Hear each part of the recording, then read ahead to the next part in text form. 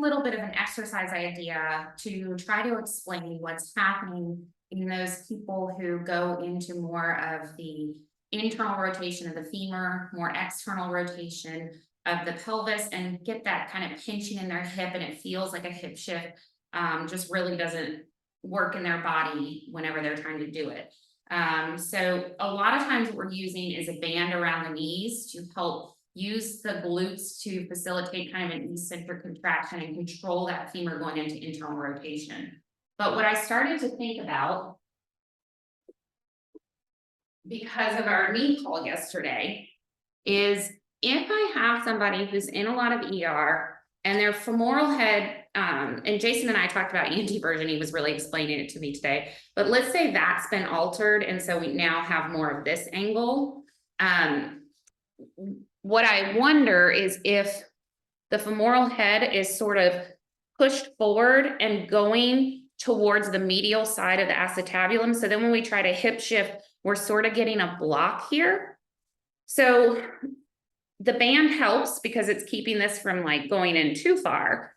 But I was thinking about if we could distract the femur out laterally a little bit using a band, and then keep the constraint around the knees, and then create the hip shift so we can actually come around the femur really well and keep it kind of smooth so there's not as much of that stickiness in the front of the hip.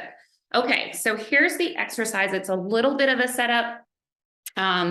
For any of you that present like this, I would love your feedback, and you can let me know if A, the setup was too much, maybe you find better ideas than what I came up with, and B, if it feels good in your hips. That's the most important. So I'm gonna take this around my left knee, around my left thigh, so way up high. But before I step out, I'm gonna go ahead and put this band around my knees, okay?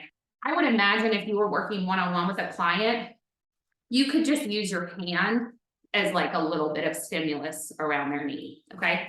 So in this position, as soon as I step out and I've got that tension on the band, I'm getting that distraction out. And actually it feels kind of good for me too. So I'm gonna take my right foot forward, and I'm not wanting to go into a hinge position here, and here's why.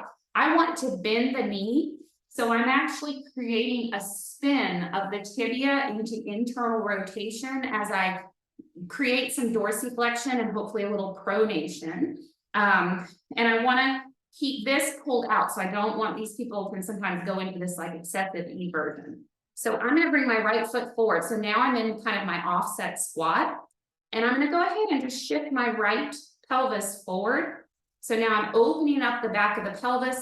My femur is being pulled out. I've got some tension into abduction, and I'm going to go down into a squat position, and I'm going to let my knee go over my foot, and I'm just going to hold that position at the bottom. Inhale, exhale, come up.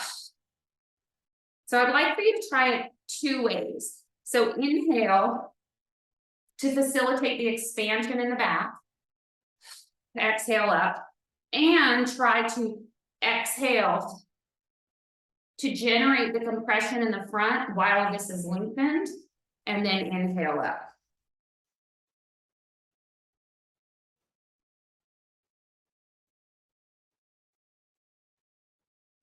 So maybe I would say to do 10 reps on each side, or on that side. Usually it's going to be on the left. And I would say as a test retest, a good one would be the standing rotation, just to see if you can rotate over that femur better. Another one would be hip internal rotation, as long as you don't already have excessive IR. And then, yeah, I think maybe even hip flexion. So if you're in kind of an anterior orientation and you have a trouble with hip flexion, that might be good as well. Even a toe touch could improve. So let me know if you try this. Thanks for listening. Comment in the Facebook page.